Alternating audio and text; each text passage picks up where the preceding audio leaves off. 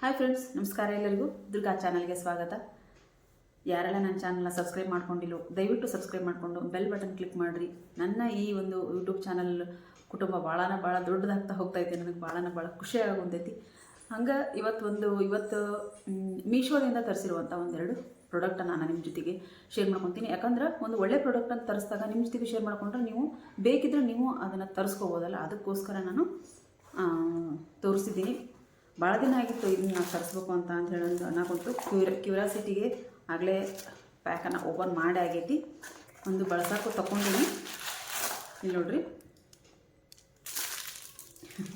ಏನು ದೊಡ್ಡದು ಏನಿಲ್ಲ, ಸಣ್ಣದ. ಆದರೆ ಸಣ್ಣ ಒಂದು ಇದನ್ನು ತರಿಸಿದಾಗ ಅದ ಒಂಥರ ಏನೋ ಖುಷಿ. ಅಡುಗೆ ಮನೆಗೆ ನಾವು ಕಿಚನ್ಗೆ ಏನಾದ್ರು ನಾವು ತರಿಸ್ತೀವಿ ಅಂತ ಅಂದ್ರೆ ನಮ್ಗೆ ಅದ ಒಂದು ಖುಷಿ ಇರ್ತೈತಿ. ನೋಡ್ರಿ, ಸ್ಪ್ಯಾಚುಲ ಭಾಳ ಚೆನ್ನಾಗದ ಫ್ರೆಂಡ್ಸ್, ಮಸ್ತ್ ಅದಾವ. ನನಗಂತೂ ಭಾಳ ಇಷ್ಟ ಆಗೈತಿ. ಇವು ಬೇಕಿದ್ರೆ ನಿಮ್ಗೆ ಲಿಂಕ್ ನಾನು ಹಾಕ್ತೀನಿ. ಇಷ್ಟು ಗಟ್ಟಿಯಾಗಿರ್ತಾವೆ ಅಂತ ನನಗೆ ಗೊತ್ತಿರಲಿಲ್ಲ. ಕೈ ಅಂದರೆ ಇದು ಮುಂದೆ ಇಷ್ಟು ಸಾಫ್ಟಾಗಿರ್ತಲ್ಲ, ಹಾಗಾಗಿ ನಾನು ಇದಿಷ್ಟು ಹಂಗೆ ಇರ್ತದೆ ಅಂತ ತಿಳ್ಕೊಂಡಿದ್ದೆ. ಆದರೆ ಭಾಳ ಮುಂದೆ ಸಾಫ್ಟಾಗಿರೋವು, ಮೆತ್ತಗೆ. ನೋಡ್ರಿ,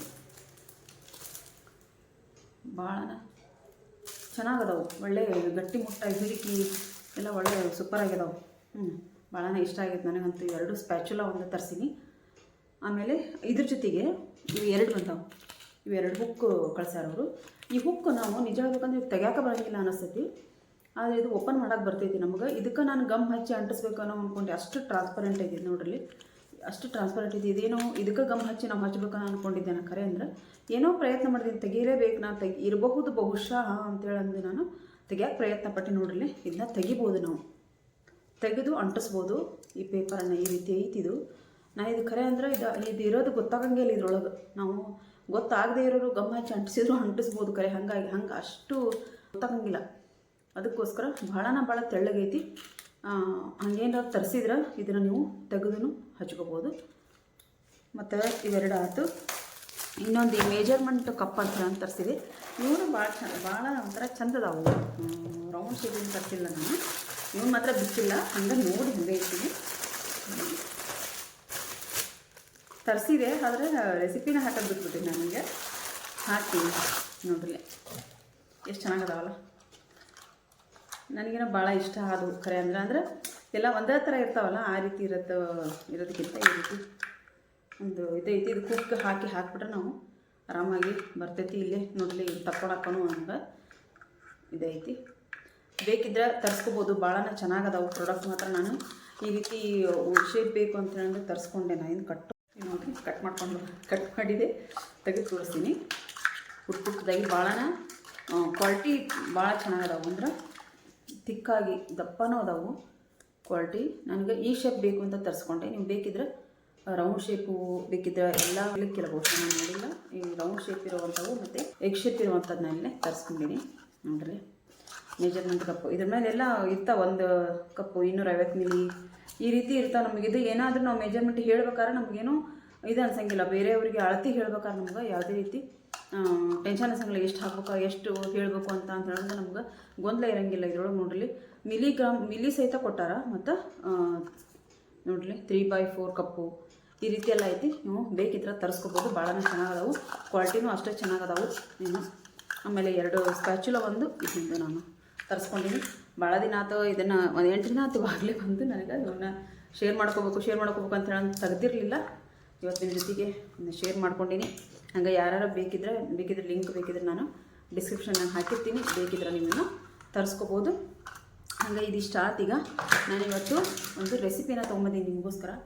ಮೆಂತ್ಯ ಕೋಫ್ತಾ ಕರಿ ಮಾಡ್ತಿದ್ದೀನಿ. ಭಾಳ ಸೂಪರಾಗಿ ಬಂದೈತಿ. ಇದು ಮೆಂತ್ಯ ಸೊಪ್ಪು ಎಷ್ಟು ಆರೋಗ್ಯಕ್ಕೆ ಒಳ್ಳೆಯದು ಅಂತ ಹೇಳಿದೆ ಎಲ್ಲರಿಗೂ ಗೊತ್ತಿದ್ದೈತಿ. ನಾವು ಬೇಕಾದಷ್ಟು ವಿಧವಾದಂಥ ರೆಸಿಪಿನ ನಾವು ಮೆಂತ್ಯ ಸೊಪ್ಪಿನೊಳಗೆ ಮಾಡ್ಬೋದು. ಇವತ್ತು ನಾನು ಮೆಂತ್ಯ ಕೋಫ್ತಾ ಕರಿನ ರೆಡಿ ಮಾಡಿದ್ದೀನಿ. ಯಾವ ರೀತಿ ಮಾಡಿದೆ ಮತ್ತು ಏನೆಲ್ಲ ಇಂಗ್ರೀಡಿಯೆಂಟ್ಸ್ ತೊಗೊಂಡಿದ್ದೀನಿ ಅಂತ ಹೇಳ್ತೀನಿ. ಬರ್ರಿ ಮಾಡೋಕೆ ಹೋಗೋಣ ಕೋಫ್ತಾ ಕರಿನ. ನಾವು ಮೆಂತ್ಯ ಸೊಪ್ಪಲ್ಲಿ ವಿಧವಾಗಿ ಅಡುಗೆ ಮಾಡ್ಕೊಂಡು ಊಟ ಮಾಡ್ಬೋದು. ಭಾಳ ಆರೋಗ್ಯಕ್ಕೂ ಒಳ್ಳೆಯದು ನಮ್ಗೆ, ಮತ್ತು ರುಚಿಯಾಗೂ ಟೇಸ್ಟಿಯಾಗಿ ಇರುವಂಥ ಒಂದು ರೆಸಿಪಿನ ಇವತ್ತು ನಾನು ನಿಮ್ಮ ಜೊತೆಗೆ ನಿಮ್ಮ ಎದುರಿಗೆ ತೊಗೊಂಬಂದಿದ್ದೀನಿ. ನೋಡಿರಿ, ನಾನು 2 ಕಟ್ಟಷ್ಟು ಮೆಂತ್ಯ ಸೊಪ್ಪು ಐತಿ. ಒಂದು ಸ್ವಲ್ಪ ದೊಡ್ಡ ಕಟ್ಟಿರೋದ್ರಿಂದ ಜಾಸ್ತಿನ ಸೊಪ್ಪು ಬಂದಿದೆ ನನಗಿಲ್ಲಿ. ಇದನ್ನು ನಾನು ಉಪ್ಪು ಹಾಕಿ ಒಂದು ಸ್ವಲ್ಪ ನೀಟಾಗಿ ತೊಳ್ಕೊಂಡು ನೀರು ಬಸ್ತು ಒಂದು ಬುಟ್ಟಿಗೆ ಹಾಕ್ಕೊಂಡಿನಿ. ಈ ಬುಟ್ಟಿಗೆ ನಾನು ಈ ಮೆಂತ್ಯ ಸೊಪ್ಪಿಗೆ ಒಂದು 2ರಿಂದ 3 ಬಟ್ಲಷ್ಟು ನಾನಿಲ್ಲಿ ಕಡಲೆ ಹಿಟ್ಟನ್ನು ಹಾಕ್ಕೊಂಡಿನಿ. ಅಂದ್ರೆ ನಿಮಗೆ ಮೆಂತ್ಯ ಸೊಪ್ಪು ಎಷ್ಟು ತೊಗೊಂಡಿರ್ತೀರೋ ಅದನ್ನು ನೋಡಿಕೊಂಡು ನೀವು ಇಲ್ಲಿ ಹಾಕ್ಕೋಬೋದು. ಹಂಗೆ ಹಸಿ ಮೆಣಸಿನ್ಕಾಯಿ ಪೇಸ್ಟನ್ನು ಮಾಡಿಟ್ಟಿದ್ದೆ ನಾನು, ಅದನ್ನು ಇದಕ್ಕೆ ಹಾಕ್ಕೊಂಡಿದ್ದೀನಿ. ಹಂಗೆ ಒಂದು ಸ್ವಲ್ಪ ರುಚಿಗೆ ತಕ್ಕಷ್ಟು ಉಪ್ಪು ಹಾಕ್ಕೊಂಡಿನಿ. ಮತ್ತು ಒಂದು ಸ್ವಲ್ಪ ಅಜ್ವೈನನ್ನು ಹಾಕಿದ್ರೆ ಒಂದು ಸ್ವಲ್ಪ ಟೇಸ್ಟ್ ಚೆನ್ನಾಗಿರ್ತದೆ. ಅದಕ್ಕೋಸ್ಕರ ಅಜ್ವೈನನ್ನು ಕೈಯಲ್ಲಿ ತಿಕ್ಕಾಕೊಂಡೆ. ಚೂರು 1 ಚಿಟಿಕೆಯಷ್ಟು ಇಲ್ಲಿ ಸೋಡಾ ಪುಡಿನ ನಾನು ಹಾಕ್ಕೊಂಡಿನಿ. ಅಡುಗೆ ಸೋಡಾನ ಆಪ್ಷನಲ್, ಬೇಕಿದ್ರೆ ಹಾಕ್ಕೋಬೋದು, ಇಲ್ಲ ಅಂದರೆ ಇಲ್ಲ. ಆಮೇಲೆ ಈಗ ಹಸಿಮೆಣ್ಸಿನ್ಕಾಯಿ ಪೇಸ್ಟನ್ನು ಹಾಕಿರ್ತೀವಿ ನಾವು, ನೋಡಿಕೊಂಡು ಇನ್ನೊಂದು ಚೂರು ರುಚಿಗೆ ಸ್ವಲ್ಪ ಖಾರನೂ ನೀವು ಇಲ್ಲಿ ಹಾಕ್ಕೋಬೋದು. ಇದು ಆಪ್ಷನಲ್, ಬೇಕಿದ್ರೆ ಹಾಕ್ಕೋಬೋದು, ಬೇಡ ಅಂದರೆ ಇಲ್ಲ. ನಾನು ಸ್ವಲ್ಪ ಕೆಂಪು ಖಾರ ಇರಲಿ ಅಂತ ಅಂದೇಳಂದು ಹಾಕ್ಕೊಂಡಿದ್ದೀನಿ. ಹಂಗೆ ಮೇಲೆ ಒಂದು ಸ್ವಲ್ಪ ಒಂದು ಅರ್ಧದಷ್ಟು ಲಿಂಬೆಹಣ್ಣನ್ನು ನಾನು ಇಲ್ಲಿ ಹಿಂಡ್ಕೊಂಡಿದ್ದೀನಿ. ಮತ್ತು ಹಸಿಮೆಣ್ಸಿನ್ಕಾಯಿ ಪೇಸ್ಟ್ ಅಂದರೆ ನಾನು ಹಿಂದೆ ವಿಡಿಯೋಗಳೆಲ್ಲ ಹಾಕಿದ್ದೀನಿ. ನಾನು ಹಸಿಮೆಣ್ಸಿನ್ಕಾಯಿ ಪೇಸ್ಟನ್ನು ನಾನು ಯಾವ ರೀತಿ ಮಾಡಿರ್ತೀನಿ ಅಂತ ಅಂದೇಳಂದು ವಿಡಿಯೋನ ನೋಡಿಲ್ಲ ಅನ್ನೋರು ವಿಡಿಯೋನ ನೋಡಿ. ನಾನು ಒಂದು ಸ್ವಲ್ಪ ಕಡಲೆ ಹಿಟ್ಟನ್ನು 2 ಬಟ್ಲಷ್ಟು ಹಾಕ್ಕೊಂಡಿದ್ದೆ. ಒಂದು ಸ್ವಲ್ಪ ಕಡಿಮೆ ಆಯ್ತು, ಯಾಕಂದ್ರೆ ನಮ್ಗೆ ಸೊಪ್ಪು ಜಾಸ್ತಿ ಇರೋದ್ರಿಂದ ನಾನಿಲ್ಲಿ 3 ಬಟ್ಲು ಕಡಲೆ ಹಿಟ್ಟನ್ನು ಇಲ್ಲಿ ಉಪಯೋಗಿಸ್ಕೊಂಡಿದ್ದೀನಿ.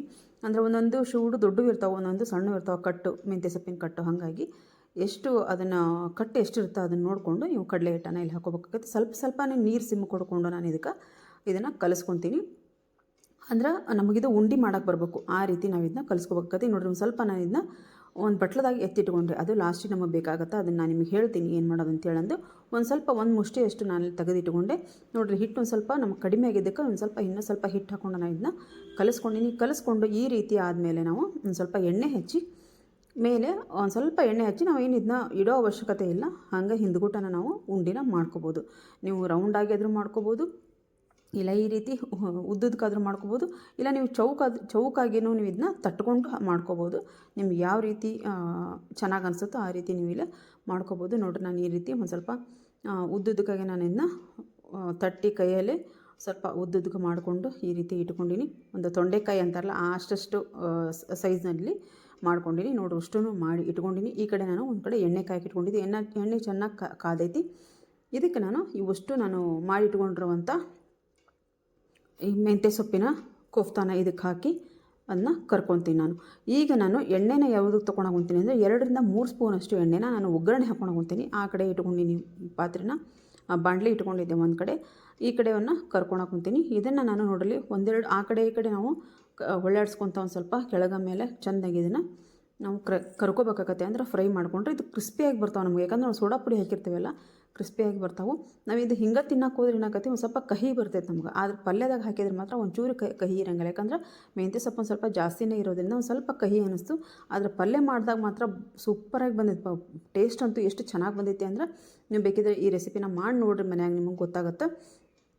ಅವನಷ್ಟು ನಾನು ಕರೆದು ತಗೊಂಡಿಟ್ಕೊಂಡು ಇನ್ನೊಂದು ಬ್ಯಾಚ್ ಇತ್ತು, ಅದನ್ನು ನಾನು ಆ ಕಡೆ ಎತ್ತಿಟ್ಕೊಂಡು ಹಾಕಾಕೊಂತೀನಿ. ಈ ಕಡೆ ನಾನು ಒಂದು 2ರಿಂದ 3 ಸ್ಪೂನಷ್ಟು ಕಾದಿರುವಂಥ ಎಣ್ಣೆನ ಇದಕ್ಕೆ ಹಾಕ್ಕೊಂಡು ಸ್ವಲ್ಪ ಜೀರಿಗೆ, 1 ಸ್ಪೂನಷ್ಟು ಜೀರಿಗೆ ಹಾಕ್ಕೊಂಡಿನಿ. ಹಂಗೆ ಒಂದು ದೊಡ್ಡ ಗಡ್ಡಿ ಬೆಳ್ಳುಳ್ಳಿ ಇತ್ತು, ಅದನ್ನ ನಾನು ಸಣ್ಣದಾಗಿ ಹೆಚ್ಚಿ ಹಾಕ್ಕೊಂಡಿನಿ. ಎಣ್ಣೆ ಒಳಗೆ ನಾವು ಫ್ರೈ ಮಾಡೋದ್ರಿಂದ ಅದು ಬೆಳ್ಳುಳ್ಳಿ ನಮಗೆ ತಿನ್ನೋಬೇಕಾದ್ರೆ ನಮಗೆ ಬಾಯಿ ಸಿಕ್ಕರೂ ಅದೇನು ಅನ್ಸಂಗಿಲ್ಲ. ಈಗ ಸಾರಿಗೆ ಜಜ್ಜಿ ಹಾಕಿದ್ರೆ ನಾನು ತಿನ್ನಂಗಿಲ್ಲ, ಆ ರೀತಿ. ಆದರೆ ಈ ರೀತಿ ಫ್ರೈ ಮಾಡಿದಾಗ ನಾನು ಬೆಳ್ಳುಳ್ಳಿನ ತಿಂತೀನಿ. ಒಂದು ಸ್ವಲ್ಪ ಕೆಂಪಗದು ಸ್ವಲ್ಪ ಇದಾದಮೇಲೆ, ಬೆಳ್ಳುಳ್ಳಿ ಫ್ರೈ ಆದಮೇಲೆ ಈರುಳ್ಳಿನ ಹಾಕ್ಕೊಂಡು ಒಂದು ಸ್ವಲ್ಪ ಟ್ರಾನ್ಸ್ಪರೆಂಟ್ ಆಗೋವರೆಗೂ ಒಂದು ಸ್ವಲ್ಪ ಈರುಳ್ಳಿನ ಹುರ್ಕೋಬೇಕಾಗತ್ತೆ. ಅದ್ರ ಜೊತೆಗೆ ನಾನು 2 ಹಸಿಮೆಣ್ಸಿನ್ಕಾಯಿನ ಇಲ್ಲಿ ಹೆಚ್ಚಿ ಹಾಕ್ಕೊಂಡು ಚೆನ್ನಾಗಿ ಅದನ್ನು ಸ್ವಲ್ಪ ಫ್ರೈ ಮಾಡಿಕೊಂಡು ನಾನು 2 ಟೊಮೆಟೊ ಹಣ್ಣನ್ನು ಇಲ್ಲಿ ತೊಗೊಂಡಿದ್ದೀನಿ. 2 ಟೊಮೆಟೊ ಹಣ್ಣು ಪ್ಯೂರಿ ಮಾಡಿ ತೊಗೊಂಡಿದ್ದೀನಿ. ನೀವು ಬೇಕಿದ್ರೆ ಸಣ್ಣಕ್ಕಾದರೂ ಹೆಚ್ಚಿ ಹಾಕ್ಕೋಬೋದು.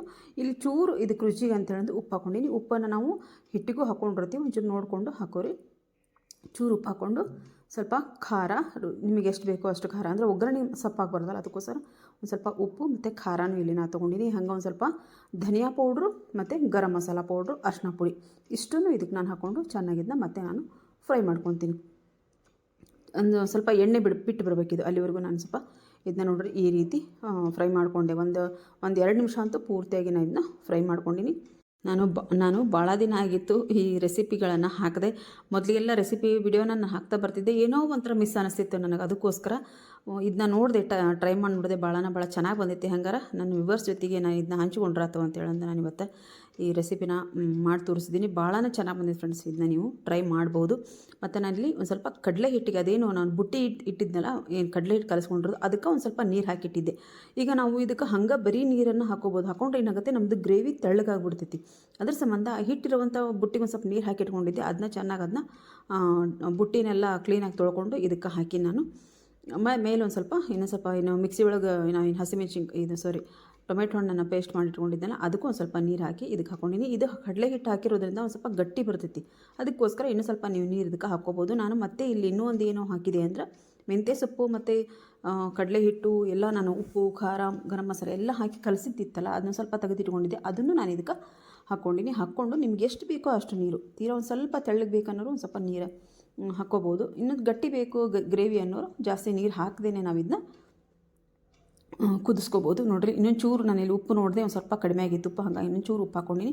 ಉಪ್ಪು ಹಾಕ್ಕೊಂಡು ನಾನು ಮನೆಯಲ್ಲೇ ಇರುವಂಥ ಕೆನೆನ ಇದಕ್ಕೆ ಹಾಕ್ಕೊಂಡಿನಿ. ನೀವು ಬೇಕಿದ್ರೆ ಕ್ರೀಮ್, ಫ್ರೆಶ್ ಕ್ರೀಮ್ ಬೇಕಿದ್ದರೂ ನೀವು ಹಾಕ್ಕೋಬೋದು. ನಾನಿಲ್ಲಿ ಮನೇಲಿ ಇರುವಂಥ ಹಾಲಿನ ಮೇಲಿರುವಂಥ ಕೆನೆನ ತೆಗೆದು ಒಂದು ಸ್ವಲ್ಪ ಬೀಟ್ ಮಾಡಿ ಇದಕ್ಕೆ ಹಾಕ್ಕೊಂಡಿನಿ. ಈಗ ನೋಡಿರಿ ಇಷ್ಟು ನಾನು ಕರೆದಿಟ್ಟಿರುವಂಥ ಕೋಫ್ತಾನ ಇದಕ್ಕೆ ಹಾಕ್ಕೊಂಡಿನಿ. ನಾನಿಂದ ನೋಡಿದ್ರೆ ಆಯ್ತು ಅಂತೇಳಿ ಮುರಿದೆ, ಆದರೆ ಕ್ರಿಸ್ಪಿಯಾಗಿ ಬಂದಿದ್ದಾವೆ. ನೋಡ್ರಿ ಎಷ್ಟು ಚೆನ್ನಾಗಿ ಕ್ರಿಸ್ಪಿಯಾಗಿ ಬಂದಿದ್ದಾವೆ. ಆದರೆ ತಿಂದರೆ ಒಂದು ಸ್ವಲ್ಪ ಕಹಿನ ಅನ್ನಿಸ್ತು. ಯಪ್ಪ ಪಲ್ಯಲ್ಲೆಲ್ಲ ಇದು ಗ್ರೇವಿ ಆಯಿತು, ಈ ಕೋಫ್ತಾ ಕರಿಯಲ್ಲಿ ಕಹಿ ಆಗುತ್ತಾ ಅಂತ ಮಾಡಿದ್ದೆ. ನಿಜ ಹೇಳ್ಬೇಕಂದ್ರೆ ಒಂಚೂರು ಕಹಿ ಆಗಿದ್ದಿಲ್ಲ, ಭಾಳನೇ ಚೆನ್ನಾಗಿ ಬಂದಿತ್ತು ರೆಸಿಪಿ ಮಾತ್ರ. ಇದೊಂದು ಸ್ವಲ್ಪ ಕುದ್ದಾದಮೇಲೆ ನಾನು ಇನ್ನೊಂದು ಸ್ವಲ್ಪ ಕೆನೆ ಇಟ್ಕೊಂಡಿದ್ದೆ, ಅದನ್ನು ಇದಕ್ಕೆ ಹಾಕ್ಕೊಂಡಿನಿ. ಮೇಲೆ ಒಂದು ಸ್ವಲ್ಪ ಕಸೂರಿ ಮೇಥಿ ಮತ್ತು ಕೊತ್ತಂಬರಿ ಇಷ್ಟನ್ನು ಹಾಕ್ಕೊಂಡು ಒಂದು 2 ನಿಮಿಷ ಬೇಯಿಸ್ಕೊಂಡ್ರೆ ನಮ್ಮ ರುಚಿಕರವಾದಂಥ ಇಲ್ಲಿ ಮೆಂತ್ಯ ಸೊಪ್ಪಿನ ಕೋಫ್ತಾ ಕರಿ ರೆಡಿ ಆಗುತ್ತೆ. ಚಪಾತಿ, ಪೂರಿ, ಅನ್ನ, ರೊಟ್ಟಿ ಎಲ್ಲದ್ರ ಜೊತೆಗೂ ಮಸ್ತಾಗಿರ್ತೈತಿ. ನೀವು ಇದನ್ನೊಂದು ಸ್ವಲ್ಪ ಒಂದು ಸರ್ತಿ ಟ್ರೈ ಮಾಡಿ ನೋಡಿರಿ. ನಾನು ಇದನ್ನು ರೊಟ್ಟಿ ಜೊತೆಗೆ ಸರ್ವ್ ಮಾಡಿದ್ದೆ. ಸೂಪರಾಗಿರುವಂಥ, ಟೇಸ್ಟಿಯಾಗಿರುವಂಥ ಮತ್ತು ಆರೋಗ್ಯಕರವಾದಂಥ ಕೋಫ್ತಾ ಕರಿ, ಮೆಂತ್ಯ ಕೋಫ್ತಾ ಕರಿ ಇಲ್ಲಿ ರೆಡಿ ಆಗೈತಿ. ಒಂದು ಸರ್ತಿ ನೀವು ಮನೆಯಾಗಿದ್ದ ಟ್ರೈ ಮಾಡಿ ನೋಡಿರಿ ಹೆಂಗೆ ಬಂದಿತ್ತು ಅಂತ ಹೇಳೋದು ಕಮೆಂಟ್ ಬಾಕ್ಸಲ್ಲಿ ಕಮೆಂಟ್ ಹಾಕೋದನ್ನ ಮರಿಬೇಡಿ. ವಿಡಿಯೋ ಇಷ್ಟ ಆದರೆ ದಯವಿಟ್ಟು ಒಂದು ಲೈಕ್ ಮಾಡಿರಿ, ಶೇರ್ ಮಾಡಿರಿ. ಮತ್ತು ಮುಂದೆ ಒಂದು ಒಳ್ಳೆ ವಿಡಿಯೋದೊಂದಿಗೆ ನಾನು ಬರ್ತೀನಿ. ಅಲ್ಲಿವರೆಗೂ ಬಾಯ್ ಫ್ರೆಂಡ್ಸ್, ಬಾಯ್.